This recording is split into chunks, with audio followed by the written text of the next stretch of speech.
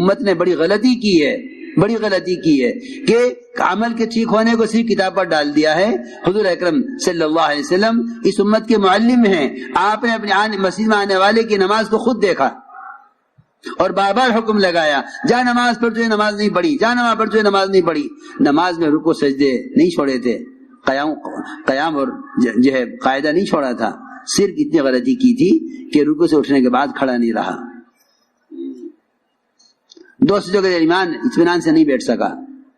اسی لیے حضرت عائشہ، حضرت معاذ بن جبل اور متعدد صحابہ کا اور بہت سے ائمہ کا مذہب یہ ہے کہ جو نماز جلدی جلدی پڑھے گا اس کی نماز ادا نہیں ہوگی، اس کو نماز دوبارہ لوٹانی پڑے گی. اس لیے میں تاکید سے عرض کر رہا، کیونکہ جتنا نقصان اسباب کا ہوتا ہے، جتنے کارخانے بند ہوتے ہیں، جتنی دکانیں چل چل کر کنگال ہو جاتی ہیں اور بند ہو جاتی ہیں، میں سمجھتا ہوں خدا کی قسم سب سے بڑی بددعا نماز کے اسباب کو لگتی ہے. نماز تو خود کہہ رہی ہے کہ بددعا کرتی ہے نماز اس نمازی کے لیے جو اس کے رکوع سجدوں کو بگاڑ کر جاتا ہے. اور لوگ عام طور سے نماز کو بگاڑتے ہیں اسباب کے لیے کہ وہ گاہک دکان پر انتظار کر رہا ہے، مجھے فوراً جانا ہے، سنت چھوڑ کر جائے گا، یہ بگاڑ کر جائے گا. یہ نماز بددعا کرے گی نمازی کے لیے.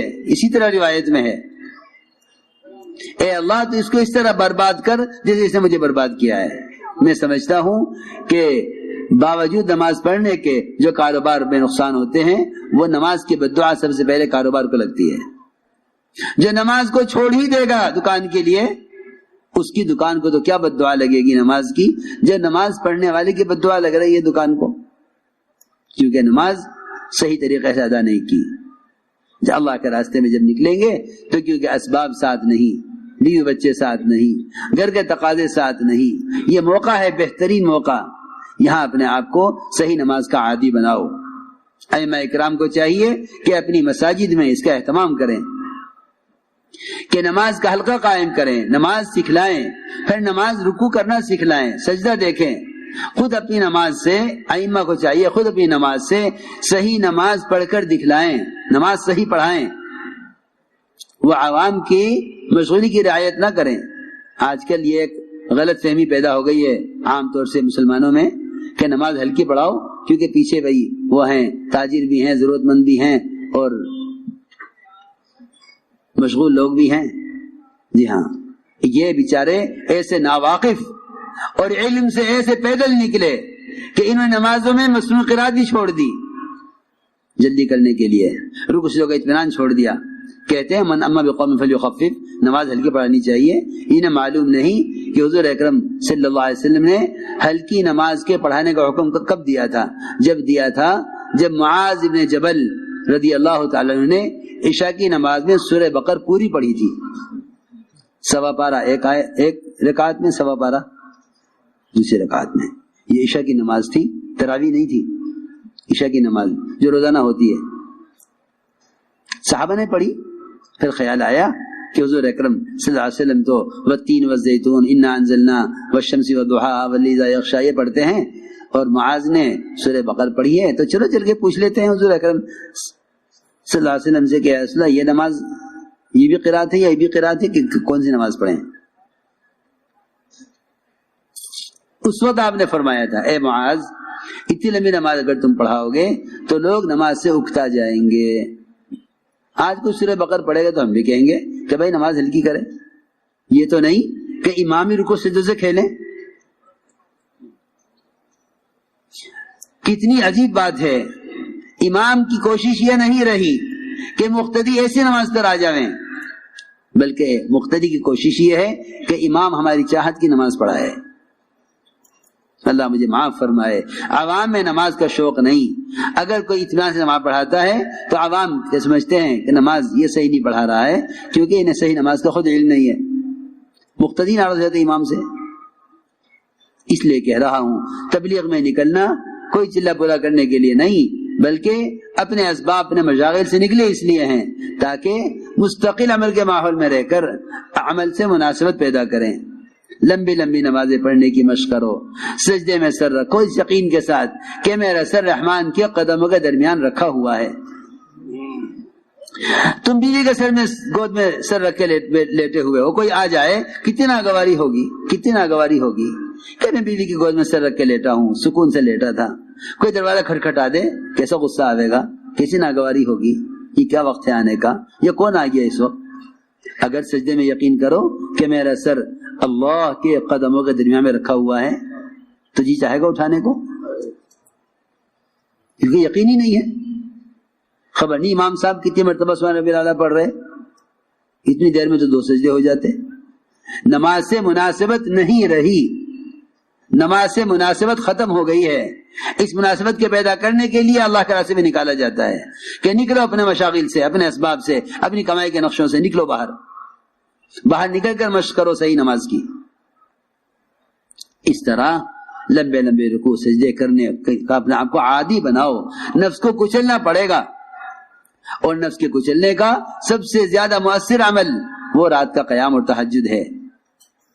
ہم جماعتوں میں نکلتے ہیں، میں نے کل بھی کہا مشورے والوں سے، میں نے کبھی دل چاہتا ہے کہ ہمارا سارا اجتماع گاہ رات کو فجر کی اذان سے گھنٹہ بھر پہلے ایسی ہو جیسا دیکھنے والے سمجھے شاید مغرب کی نماز ہو رہی ہے، عشاء کی نماز ہو رہی، ایسے رات کو تہجد پڑھیں سب۔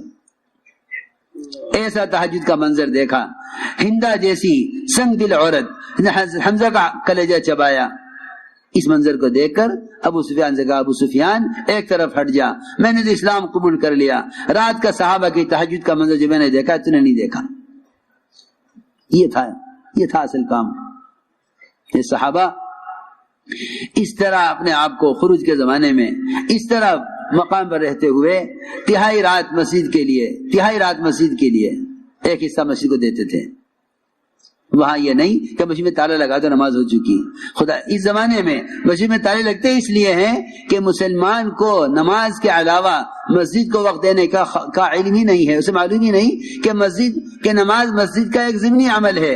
اصل مسجد کا عمل تعلیم کے حلقے تھے، مسائل کا سیکھنا تھا، ایمان یقین کے حلقوں میں بیٹھنا تھا، اس درمیان نماز کھڑی ہو جاتی تھی تو وعدوں کے یقین سے نماز پڑھتے تھے، مسائل کے دھیان سے نماز پڑھتے تھے۔ اس زمانے میں مسجد صرف نماز کے لیے رہ گئی ہے، یہی وجہ ہے کہ نماز پر جہالت غالب ہے، اور اکثر وقت مسجد اکثر وقت بند رہتی ہے۔ اگر کوئی تقاضا پیش آ جائے، کوئی مسافر گزرنے لگے تو اسے مسجد میں نماز کی جگہ نہیں ملتی کہ وہ تالا بند ہے کہ نماز ہو چکی جاؤ۔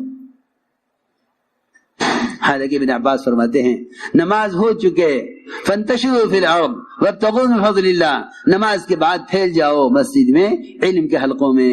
ابن عباس یوں فرماتے ہیں کہ اسے طلب علم مراد ہے، طلب رزق مراد نہیں ہے۔ میں تو اللہ سے دعائیں کرتا رہتا ہوں، کہتا رہتا ہوں کاش یہ ہمارے سال لگائے ہوئے بجائے اس کے کہ اگر کسی مدرسے میں تقرری ملے تو پڑھاویں ورنہ تجارت کر لیں، کتنی نکمے پن کی بات ہے۔ اللہ نے تمہیں علم دیا ہے، تم مسجدوں میں علم کے حلقے قائم کر لو، محلے کے لوگ آویں، تم سے مسائل پوچھیں، تم سے نماز سیکھیں، تم سے اپنے گھریلو مسائل آ کے تم سے پوچھیں۔ یوں دل چاہے کہ ہر مسجد مدرسہ بن جاوے، یہ دل چاہے ہر مسجد مدرسہ بن جاوے۔ اتنے علماء فارغین ہیں، اگر ہر عالم معلم بن جاوے تو امت سے جہالت ختم ہو جاوے، جیسے ہر مالدار زکات دینے والا بن جاوے تو امت سے فقر ختم ہو جاوے۔ مگر یوں سوچتے ہیں کوئی ہم سے پڑھنے کے لیے آئے گا تو سوچ لیں گے، کوئی ہمیں پڑھانے کے لیے بلائے گا تو پڑھا دیں گے۔ حالانکہ یہ انبیاء کے وارث تھے، ان کے پاس علم اللہ کی طرف سے امت کی امانت ہے، اس امت تک پہنچانا علماء کے ذمہ ہے۔ یہ تو نہیں کوئی گاہک آئے گا تو دکان کھول لیں گے، تم دکان کھولو گے تو گاہک آئے گا۔ تم علم کا حلقہ قائم تو کرو مسجدوں میں، تم علم کا حلقہ قائم کر کے بیٹھو گے، اللہ تعالیٰ نے جی کر ہدایت مقدر کی ہے، اللہ انہیں بھیجیں گے تمہاری طرف۔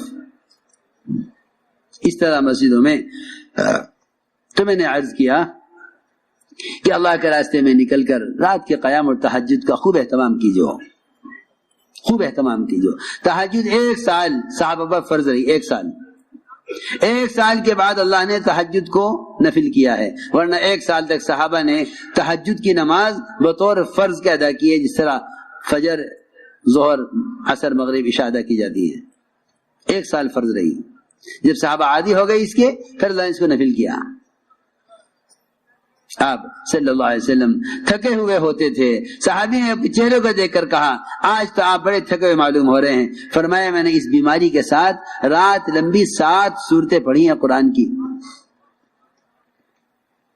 لیکن ہمارے کام کرنے والوں میں تہجد کا اہتمام نہیں ہے، تہجد کا اہتمام نہیں ہے۔ دیکھے لمبے مشورے ہو گئے، تہجد چھوٹ گئی، تھک گئے، بلکہ اب تو ایسے بے عقل لوگ ہیں کہتے ہیں کہ یہ کام بڑا افضل ہے، یہ تو تہجد ہے، یہ تو نفل ہے۔ کیسی بے عقلی کی بات، کیسی بے عقلی کی بات ہے، کیسی بے عقلی کی سوچ ہے۔ حالانکہ وہ تہجد جس سے دعوت کی بات واضح ہو جاتی کہ قرآن کہتا ہے اقوم قیلا، کہ رات کا قیام سب سے زیادہ دعوت کی بات کو واضح کرنے والا ہے، قرآن میں ہے اقوم قیلا کہ رات کا قیام اور تہجد دعوت کی بات کو واضح کرا دے گا، صحیح بات دل میں ڈالے گا۔ اور یہ فرمایا آگے ان لک فی النہار سبحا طویلا، کہ دن بھر دعوت کے کارناموں میں، دعوت کے تقاضوں میں اللہ کی مدد آپ کے ساتھ ہوگی اگر آپ رات کے قیام کا اہتمام کریں۔ اور سب سے زیادہ نفس کو کچلنے والا عمل ہے رات کا قیام۔ فرمایا اشد وطئا، کہ نفس کچلا جاتا ہے رات کے قیام سے۔ تو اس لیے تہجد کا خوب اہتمام کریں، تہجد کو اپنا معمول بنا لیں، اس میں رزق کی وسعتیں ہیں۔ تم جا کے اگر یہ نہیں کرو گے تو خدا کی قسم رزق کی وسعتیں سود میں دیکھو گے، جھوٹ میں دیکھو گے، جا کے حکام سے اپنے لیے سود یا قرضے کے مطالبے کرو گے۔ اگر رات کے تہجد اور قیام سے اور رات کو سونے سے پہلے سورہ واقعہ پڑھ کر اللہ سے کہ خزانہ تعلق قائم نہ کیا تو پھر تمہیں غیروں کی خوشامد کرنی پڑے گی حرام اسباب لینے کے لیے، اللہ کی خوشامد کرنی چھوڑ دو گے حلال اسباب لینے کے لیے۔ اپنے رخ کو بدلو، طبیعتوں کو بدلو، نکلو اس اسباب کی زنجیروں سے، آؤ اعمال کی حقیقت کی طرف، آؤ اعمال کی حقیقت کی طرف، اپنے آپ کو تہجد کا عادی بناؤ۔ اس طرح ہمیں رات کے قیام کا اہتمام کرنا ہے۔ عمل کی قیمت دلوں میں اترے گی جب تعلیم حلقوں میں جم کر بیٹھیں، جب تعلیم حلقوں میں جم کر بیٹھیں گے تو پھر عمل کی حقیقت دلوں میں اترے گی۔ یہاں بازار میں جم کر بیٹھا ہوا ہے، آج ایک چیز خریدی، 4 مہینے کے بعد خریدے گا، کہے گا کہ کیوں 100 روپے بڑھ گئے، پچھلی دفعہ لی تھی 200 روپے کی تھی، اب 300 کیوں دے رہے ہو؟ اسے 4 مہینے کے 200 روپے کی قیمت چیز کی یاد ہے، لیکن اسے ظہر کی نماز میں صبح کی تعلیم کی حدیث یاد نہیں ہے۔ اس کو صبح کی تعلیم میں کی حدیث ظہر کی نماز میں یاد نہیں ہے کہ صبح تعلیم میں نماز سے متعلق کیا حدیث سنی تھی، اسے نہیں معلوم، اسے نہیں معلوم۔ بازار میں بیٹھتے ہیں چوکنا ہو کر، تعلیم کے حلقے میں بیٹھتے ہیں غافل ہو کر، نہیں معلوم۔ اعمال میں احتساب پیدا کرنے کے لیے تعلیم کے حلقے ہیں، صبح شام تعلیم کے حلقے ہیں، اور تعلیم کے حلقے ہی ایمان کے حلقے ہیں کہ اللہ کے وعدوں کا یقین دلوں میں تازہ ہو۔ یہ تعلیم کا مقصد تھا۔ اس لیے جتنی جماعت اللہ کے راستے میں نکل رہی ہیں یہ صبح کی تعلیم میں 3 عمل کریں گی۔ پہلا عمل کتابی تعلیم، جس میں منتخب احادیث ہی پڑھی جائے گی۔ صبح کی تعلیم میں منتخب احادیث تعلیم ہو۔ سب سے پہلے قرآن کی تفسیر کے حلقے، اس کے بعد منتخب احادیث سے تعلیم، پھر 6 نمبر کا مذاکرہ انہی احادیث کی روشنی میں۔ 6 نمبر کا مذاکرہ ہمیشہ منتخب احادیث کی روشنی میں کرو، اس لیے کہ 6 نمبر سے متعلق حضرت نے حدیثیں جمع کی ہیں اسی کام کے لیے، تاکہ امت سمجھے کہ یہ 6 نمبر کیا ہیں۔ یہ 6 نمبر کیا ہے؟ نمبر نہیں ہے، یہ صفات ہیں۔ ان صفات کی کمی کا احساس پیدا ہوگا جب ان 6 صفات کو ان احادیث کی روشنی میں بیان کیا جائے گا۔ ایمان کسے کہتے ہیں؟ کمال والی نماز کیا ہے؟ علم اور ذکر کی حقیقت کیا ہے؟ حضور اکرم صلی اللہ علیہ وسلم نے اپنی احادیث سے ان صفات کی حقیقت بتلائی ہے۔ ہم اگر ان صفات کو بیان کریں گے تو ہمارے اندر ان صفات کے پیدا کرنے کا فکر پیدا ہوگا۔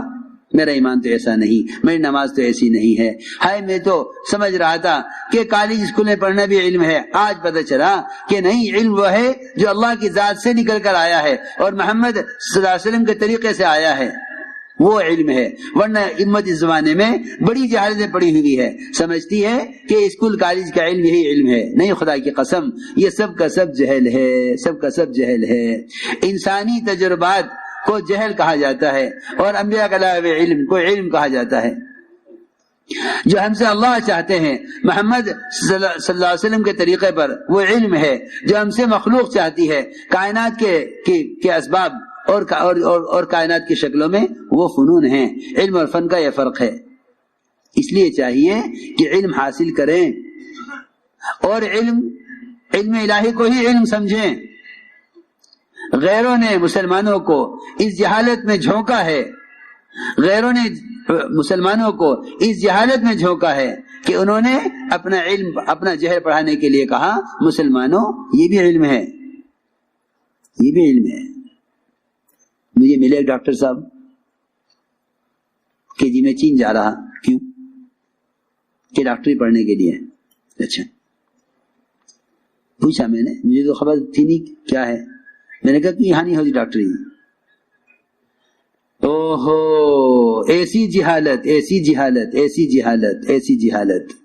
کہنے لگے میں نے حدیث میں پڑھا تھا کہ علم سیکھنے کی چین جانا پڑے تو چین جاؤ. ایسے جاہل، ایسے جاہل. علم سیکھنے کے چین جانا پڑے تو چین جاؤ، ایسے جاہل. میں نے کہا کہ اچھا تم مجھے سورہ فاتحہ سناتے جاؤ. واللہ اس نے مجھ سے یہ کہا میں نے سورہ فاتحہ نہیں سیکھی. دیکھ لو وہ دماغ جن کو میں یہ بٹھایا گیا ہے کہ دنیا کے فنون بھی علم ہیں، ان جن کو علم سیکھنے والے علم الہی سے اور سورہ فاتحہ کی فرضیت سے بھی ناواقف ہونے کی وجہ سے سورہ فاتحہ سے جاہل ہونے نہیں خبر سورہ فاتحہ کیا ہے. 45 سال کا نوجوان سورہ فاتحہ نہیں جانتا، کیونکہ اس کو غیروں نے یہ سمجھایا ہے کہ صرف قرآن حدیث علم نہیں ہے، یہ بھی علم ہے. اور اس زمانے میں بہت سے پڑھے لکھے ایسے ہیں جو مسلمانوں کو یہ سمجھا کر فنون کی طرف لاتے ہیں کہ صرف قرآن حدیث علم نہیں، یہ بھی علم ہے. اور یہی وجہ ہے. میں تو کل ایک صاحب سے پوچھنے لگا، بتانے لگے کہ جی یہاں 26 کالج ہیں. میں نے کہا 26 کالج ہیں، مدرسے کتنے ہیں آپ کے علاقے میں؟ کہ 2 مدرسے ہیں. میں نے کہا کتنے غم کی بات ہے، 2 کالج ہوتے 26 مدرسے ہوتے دین کے، تب تو کوئی بات تھی.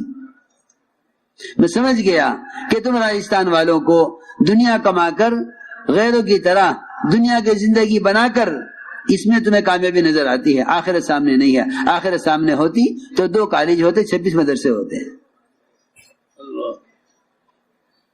کیوں نہیں ہر علاقے میں مدرسہ قائم کرتے؟ کیوں نہیں ہے متخرجین علماء یہ ہر جگہ علم کے مراکز قائم کرتے؟ کیوں نہیں تمہارا مسجد کو مدرسہ بناتے؟ 26 کالج 2 مدرسے، اس کا مطلب صاف یہ ہے کہ تمہاری اکثریت جہل کی طرف جا رہی ہے، اکثریت جہل کی طرف جا رہی ہے.